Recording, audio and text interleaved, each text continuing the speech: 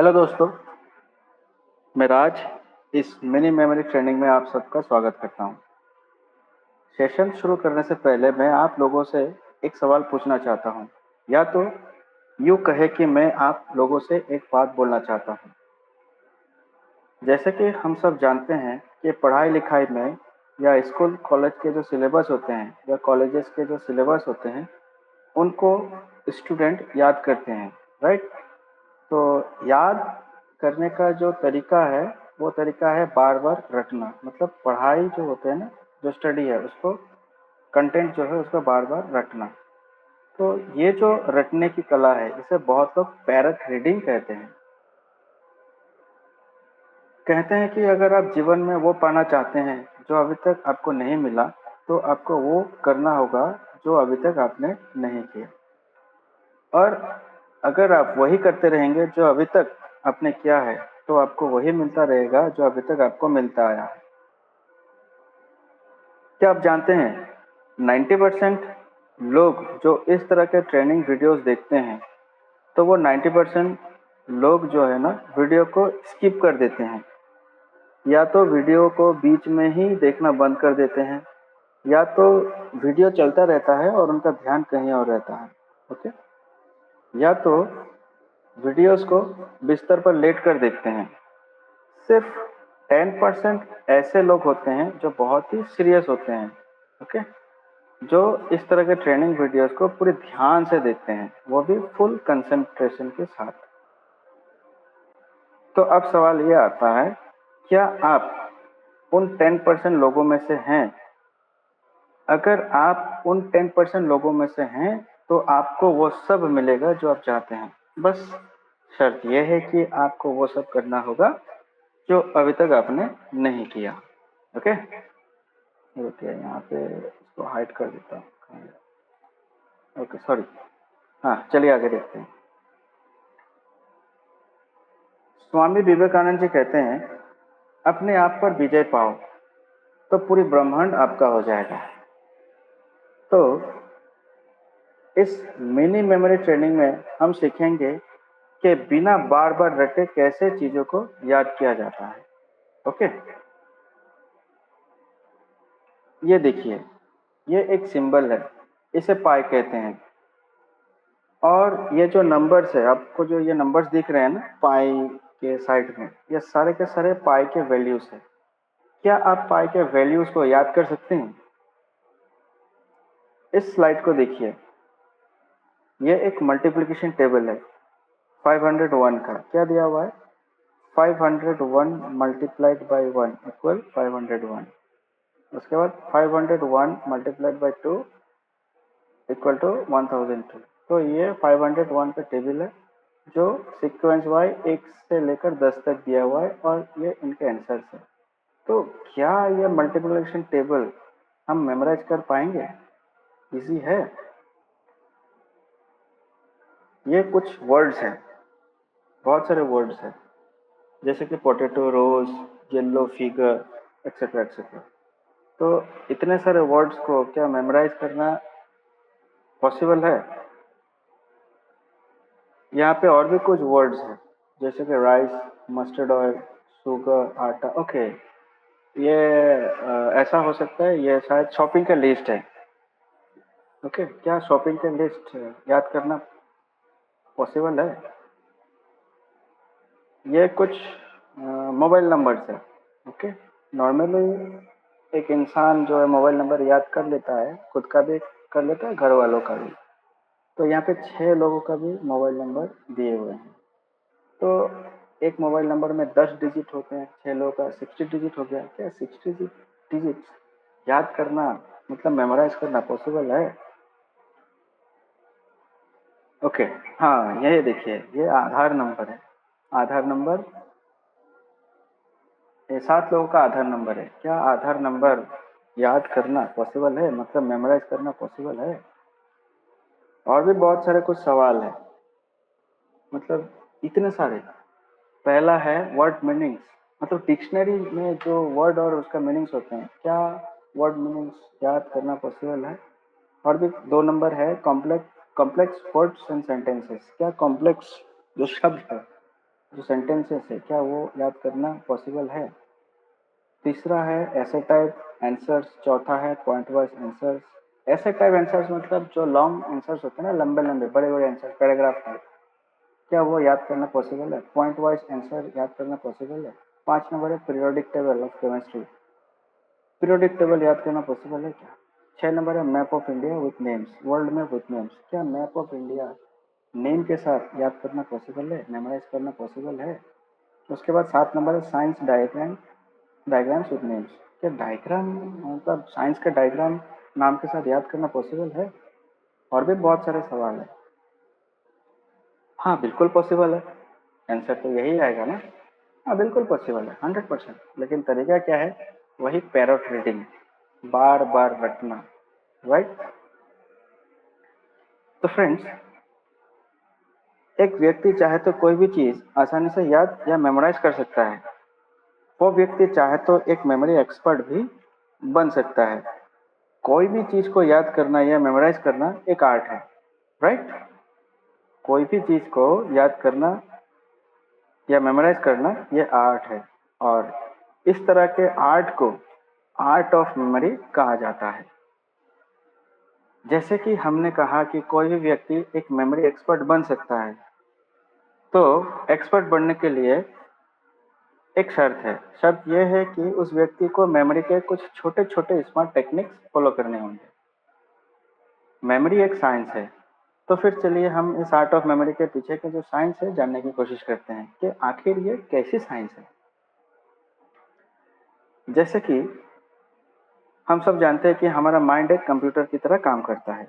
मैं फिर से ये सेंटेंस रिपीट कर रहा हूँ कि हम सब जानते हैं कि हमारा माइंड एक कंप्यूटर की तरह काम करता है। पर यहाँ पर मैं आपको एक बात बताना चाहता हूँ कि कंप्यूटर को चलाने के लिए कंप्यूटर का नॉलेज लेना और सीखना बहुत ज़रूरी है। मतलब बिना कंप्यूटर के नॉलेज लिए या तो कंप्यूटर का ट्रेनिंग लिए हम कंप्यूटर नहीं चला पाएंगे।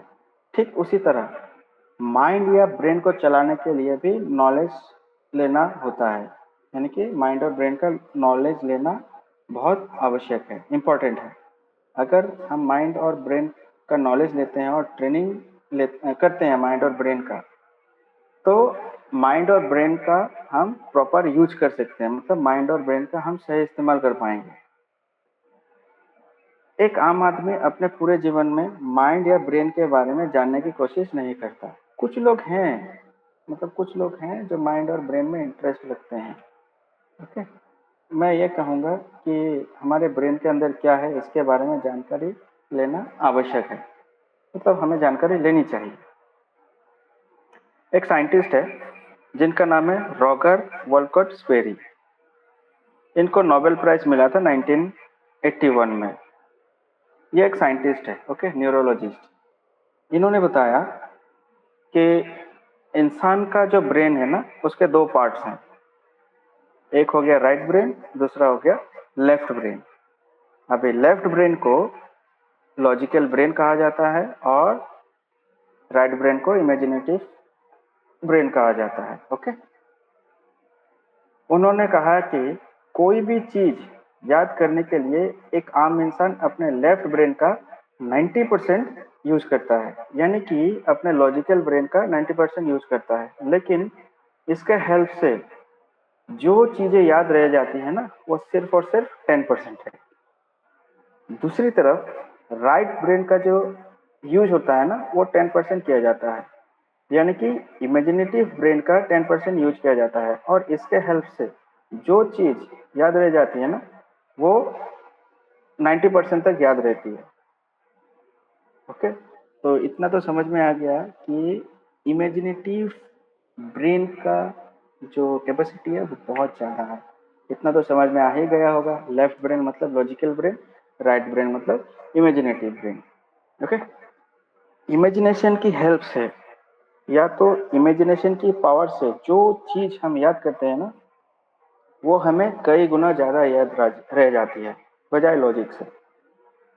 तो इस मिनी मेमोरी ट्रेनिंग में हम सीखेंगे कि कैसे इमेजिनेशन का पावर का यूज करके कठिन से कठिन चीजों को हम आसानी से याद कर सकते हैं। तो चलिए जान लेते हैं द पावर ऑफ इमेजिनेशन। तो इमेजिनेशन का पावर का यूज ना सिर्फ मेमोरी के फील्ड में होता है, बल्कि अगर हम इसका यूज सक्सेस पाने के लिए हम करते हैं ना, तो हम बहुत तेजी से सफलता हासिल कर सकते हैं। एक काम करता हूँ, मैं एक एग्जांपल से इसको समझाने का कोशिश करता हूँ। चलिए नेक्स्ट स्लाइड देखते हैं। ये एक ग्लोब है, ओके। एक एग्जांपल को ध्यान से सुनिएगा, देखिएगा। ये एक ग्लोब है, ये एक पृथ्वी है। तो ये पृथ्वी जो है ना, इसमें लोग बसते हैं, पॉपुलेशन इसमें है, ओके। तो इस पृथ्वी में जो 90% पॉपुलेशन है, वो सिर्फ 10% कामयाब है, ओके। 90% जो पॉपुलेशन है, उनका जो कामयाबी की जो परसेंटेज है, वो सिर्फ 10% है। दूसरी तरफ 10% जो पॉपुलेशन है, उनका जो सक्सेस का परसेंटेज है, वो 90% है। तो अब ये सवाल आता है, इतना इम्बैलेंस क्यों? क्यों 10% पॉपुलेशन 90% सक्सेसफुल है, और क्यों 90% पॉपुलेशन 10% सक्सेसफुल है? तो इसको एक रेशियो से समझते हैं। ये हो गया हमारा ह्यूमन ब्रेन, और ये हो गया ग्लोब। तो अगर हम इस रेशियो को ब्रेन से लिंक करते हैं, तो हम पाएंगे कि जो लोग लॉजिकल माइंड का यूज करते हैं ना, वो लोग 10% कैटेगरी में आते हैं, ओके। और जो लोग इमेजिनेटिव माइंड का यूज करते हैं, वो लोग 90% कैटेगरी में आते हैं। इसका मतलब ये निकलता है कि इमेजिनेशन की पावर से कामयाबी हासिल किया जा सकता है। तो इस ट्रेनिंग में हम क्या सीखेंगे? The art of memory, okay. तो फिर चलिए इस आर्ट ऑफ मेमोरी को हम कुछ प्रैक्टिकल एग्जाम्पल के साथ सीखेंगे। हम कुछ प्रैक्टिकल एग्जाम्पल लेकर इमेजिनेटिव पावर से कैसे बिना रटे चीज़ों को आसानी से याद कर सकते हैं, एक तरीके से सीखेंगे, ओके। एक बिल्कुल प्रैक्टिकल सीखेंगे, ओके। चलिए देखते हैं। ये जो स्लाइड आपको दिखाई दे रहा है ना, इसमें कुछ नेम्स आपको दिखाई दे रहे होंगे 21 से लेकर 30 तक। ये कुछ एलिमेंट्स है जो केमिस्ट्री से लिए गए हैं, ओके। और इस लिस्ट में कुछ एलिमेंट्स के नाम हैं, और ये केमिस्ट्री के पीरियोडिक टेबल से लिया गया है।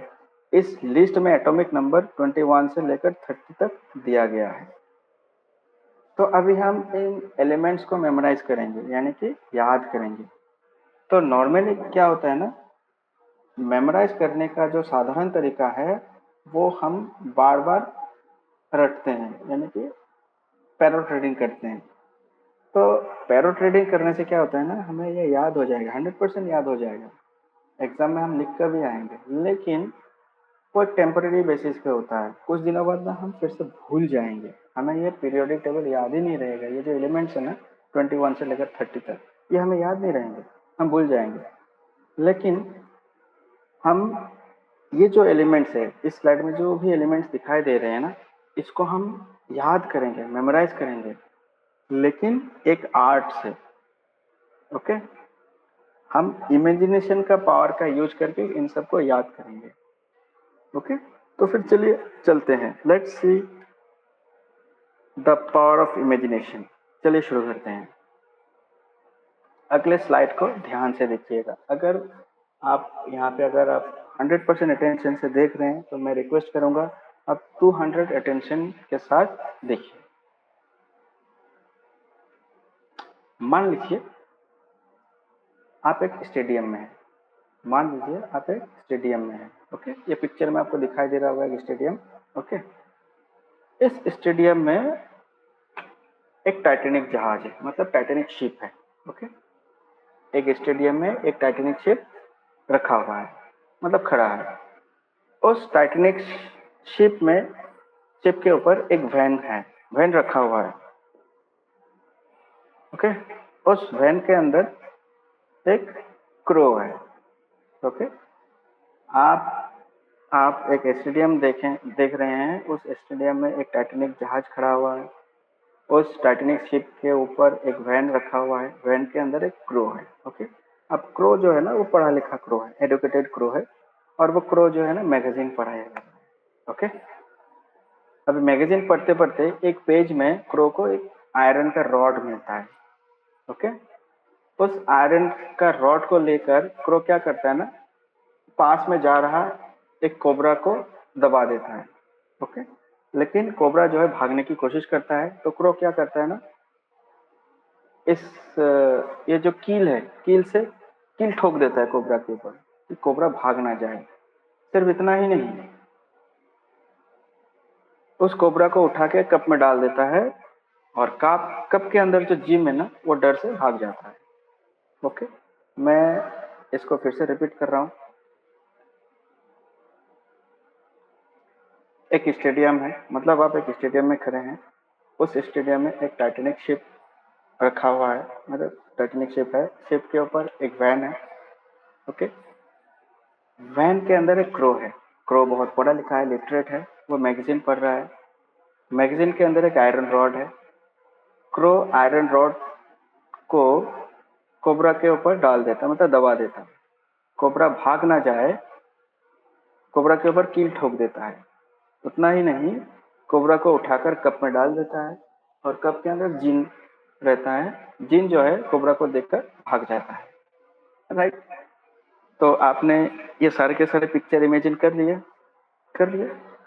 ओके, अभी नेक्स्ट स्टेप क्या होगा मैं आपको बता दूं। नेक्स्ट स्टेप ये होगा, ये आपको ना प्रैक्टिकल करना होगा। मैं आपको 1 मिनट समय देने वाला हूँ। ओके, जब मैं स्टार्ट बोलूंगा तब आपको इन ये जो स्टेडियम, टाइटैनिक, इनको बारी बारी बोलना होगा। अगर आप चाहे तो पेन पेपर ले सकते हैं। ओके, चलिए नेक्स्ट स्लाइड में देखते हैं।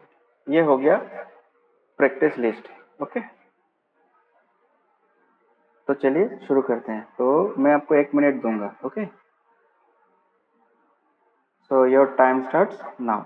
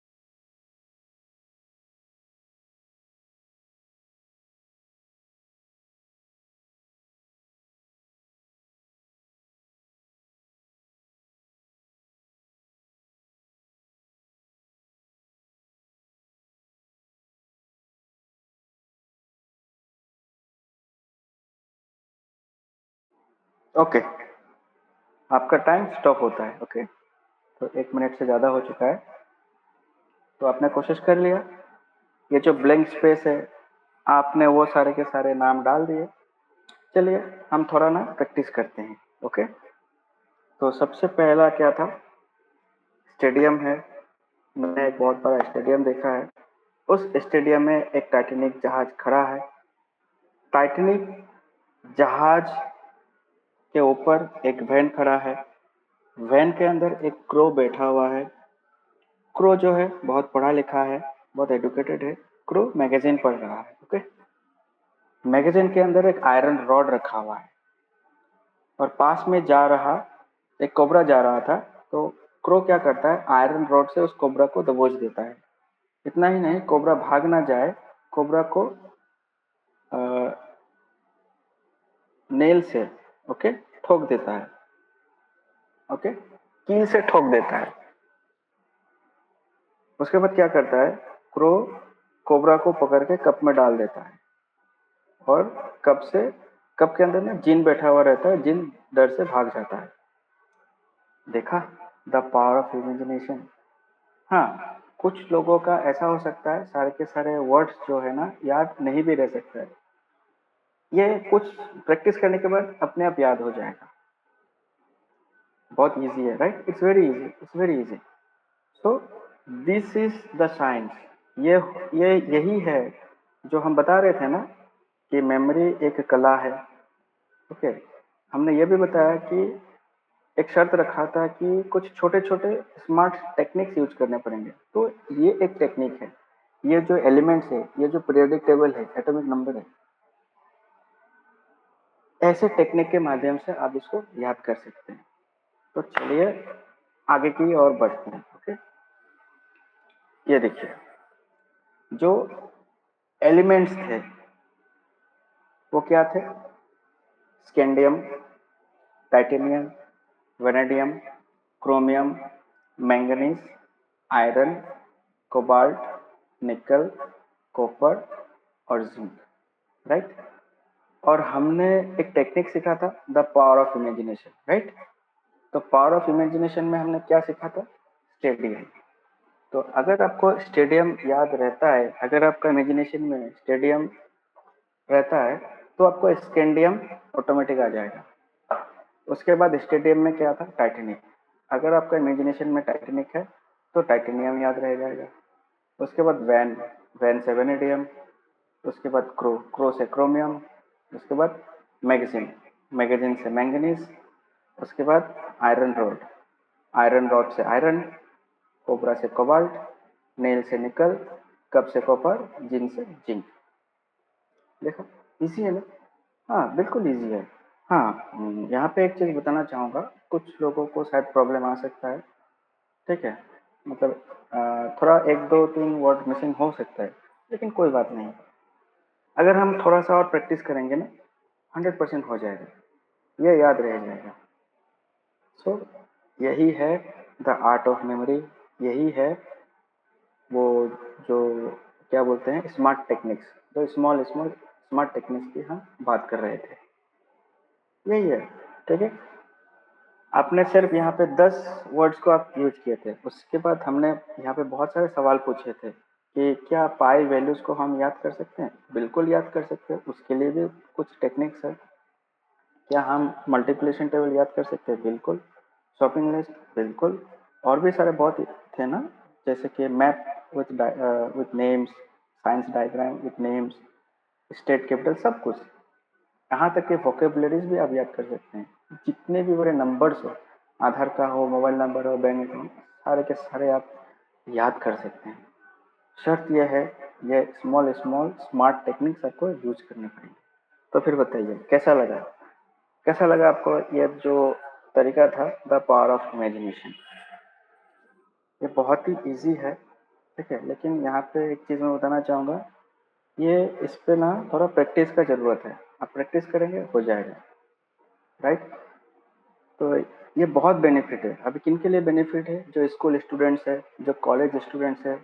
ओके, जो कॉलेजेस में पढ़ रहे हैं, जो स्कूल में पढ़ाई कर रहे हैं, जो हायर एजुकेशन ले रहे हैं। राइट, जो प्रोफेशनल कोर्सेज कर रहे हैं, एक्सेट्रा एक्सेट्रा, ये हर किसी के लिए है।